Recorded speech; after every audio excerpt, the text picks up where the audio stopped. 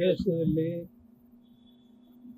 ಅತ್ಯಂತ ಪ್ರಮುಖವಾದ ವಿಷಯ ಕಳೆದ ಒಂದು ವಾರಗಳಿಂದ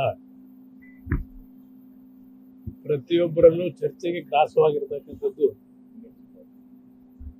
ಏನು ಪಾಕಿಸ್ತಾನದ ಉಗ್ರರು ಶ್ರೀನಗರಕ್ಕೆ ಹೋದಂತ ಕಾಶ್ಮೀರ ಶ್ರೀನಗರಕ್ಕೆ ಹೋದಂತ ನಮ್ಮ ದೇಶದ ಏನು ಒಂದು ಟೂರಿಸ್ಟ್ ಇದರಲ್ಲಿ ಹೋದಂಥವ್ರ ಮೇಲೆ ಏಕಾಏಕಿ ಗುಂಡಾರಿಸಿದಂಥದ್ದು ಘಟನೆ ಏನಿದೆ ಅದರ ಹಿನ್ನೆಲೆಯಲ್ಲಿ ಭಾರತ ದೇಶ ಮತ್ತು ಪಾಕಿಸ್ತಾನದ ನಡುವೆ ಯುದ್ಧ ಪ್ರಾರಂಭ ಆಯಿತು. ಅದು ಯುದ್ಧ ಅನ್ನೋದಕ್ಕಿಂತ ಹೆಚ್ಚಾಗಿ ದೇಶದ ಪ್ರಧಾನಮಂತ್ರಿಗಳು ಮತ್ತು ರಕ್ಷಣಾ ಸಚಿವರು ಹಲವಾರು ಸಭೆಗಳನ್ನು ಮಾಡಿ ಇವತ್ತು ಉಗ್ರ ಚಟುವಟಿಕೆಗಳಿಗೆ ಅಂತಿಮ ಇತಿಶ್ರೀ ಆಡಬೇಕು ಅಂತಕ್ಕಂಥ ಹಿನ್ನೆಲೆಯಲ್ಲಿ ನಮ್ಮ ಒಂದು ದೇಶದ ಮೇಲೆ ಪಾಕಿಸ್ತಾನದ ಬೆಂಬಲದೊಂದಿಗೆ ಉಗ್ರರು ಏನು ಆಕ್ರಮಣ ನಡೆಸಿದ್ರು,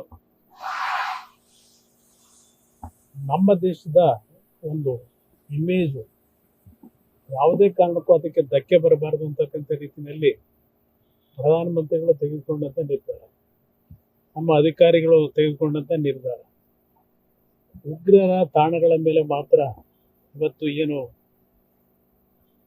ಅವರಿಗೆ ಒಂದು ಶಿಕ್ಷೆ ಕೊಡಬೇಕು ಅಂತಕ್ಕಂಥ ದೃಷ್ಟಿಯಿಂದ ಇವತ್ತು ನಮ್ಮ ದೇಶದ ಸೈನಿಕರು ಇವತ್ತು ಅತ್ಯಂತ ದೇಶಕ್ಕೆ ಗೌರವ ತರತಕ್ಕಂಥದ್ದು ಇರಬಹುದು, ನಾಡಿನ ಜನತೆಗೆ ರಕ್ಷಣೆ ಕೊಡ್ತಕ್ಕಂಥದ್ದು ಇರಬಹುದು, ಅದರಲ್ಲಿ ಅತ್ಯಂತ ಯಶಸ್ವಿಯಾಗಿ ಕಾರ್ಯನಿರ್ವಹಣೆ ಮಾಡಿದ್ದಾರೆ.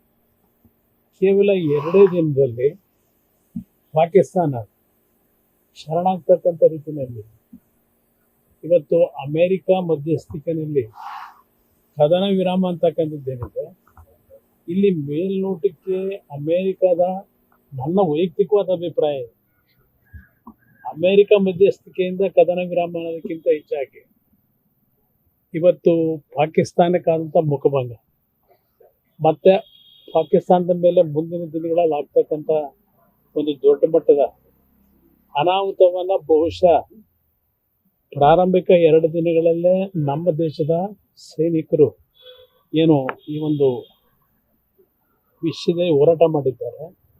ಪಾಕಿಸ್ತಾನಕ್ಕೆ ಸ್ವಲ್ಪ ನಡುಕ ಉಂಟಾಗಿದೆ ಅಂತಕ್ಕಂಥದ್ದು ಎಲ್ಲರಲ್ಲೂ ಗೊತ್ತಿರತಕ್ಕಂಥ ವಿಚಾರ. ಇವತ್ತು ಮಧ್ಯಸ್ಥಿಕೆ ಅಂತಕ್ಕಂಥದ್ದೇನಿದೆ, ಪ್ರಧಾನಮಂತ್ರಿಗಳು ಈಗಾಗಲೇ ಹೇಳಿದ್ದಾರೆ.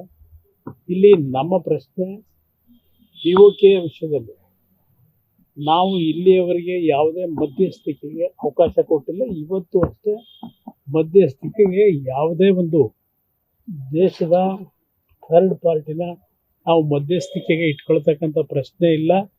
ನಮಗೆ ಶಕ್ತಿ ಇದೆ ಅಂತಕ್ಕಂಥದ್ದನ್ನು ಪ್ರಧಾನಮಂತ್ರಿಗಳು ಬಹಳ ಸ್ಪಷ್ಟವಾಗಿ ಹೇಳಿದ್ದಾರೆ.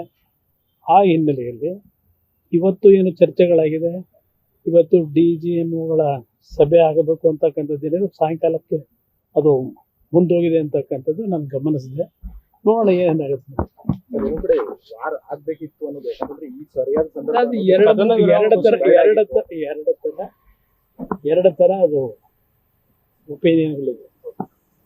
ಯುದ್ಧ ಇವತ್ತು ಸಂಪೂರ್ಣವಾಗಿ ಪಾಕಿಸ್ತಾನವನ್ನ ಮಟ್ಟ ಆಗ್ತಕ್ಕಂಥ ನಿಟ್ಟಿನಲ್ಲಿ ಯುದ್ಧ ಆಗಬೇಕಾಗಿತ್ತು ಅನ್ನೋದು ಒಂದು ವರ್ಗದ ಜನತೆಯ ಭಾವನೆ ಇರುತ್ತೆ. ಆದರೆ ಇಲ್ಲಿ ನಮಗಾಗ್ತಕ್ಕಂಥ ಪ್ರಾಣ ಹಾನಿಗಳಿರ್ಬೋದು ನಮ್ಮ ಯೋಧರ ಮೇಲೆ, ಮತ್ತು ನಾವು ನಮ್ಮ ಶಕ್ತಿ ಇದೆ ಅಂತ ಹೇಳಿ ಈ ಶಕ್ತಿಯನ್ನ ಇವತ್ತು ದೊಡ್ಡ ಮಟ್ಟದಲ್ಲಿ ನಾವು ಇನ್ನೊಂದು ದೇಶದ ಮೇಲೆ ಗದಾಪ್ರಹಾರ ಮಾಡಿದ್ರೆ, ಇವತ್ತು ಉಕ್ರೇನ್ನಲ್ಲಿ ರಷ್ಯಾದಲ್ಲಿ ನಡೀತಿರ್ತಕ್ಕಂಥ ನೋಡ್ತಾ ಇದ್ದೇವೆ ಕಳೆದ 1 ವರ್ಷಗಳಿಂದ ಇವತ್ತು ಏನ್ ಸಾಧನೆ ಮಾಡ್ತಾ ಇದ್ದಾರೆ. ಅದರಿಂದ ಇಲ್ಲಿ ಅವರು ಬುದ್ಧಿ ಕಲಿಯಬೇಕು ಪಾಕಿಸ್ತಾನದವರು. ಇಲ್ಲಿ ವಿಶ್ವಕ್ಕೆ ಒಂದು ಸಂದೇಶವನ್ನ ಪ್ರಧಾನಮಂತ್ರಿಗಳು ಕೊಟ್ಟಿದ್ದಾರೆ ಅನ್ನೋದು ನನ್ನ ಅಭಿಪ್ರಾಯ. ಈ ವಿಷಯನೇ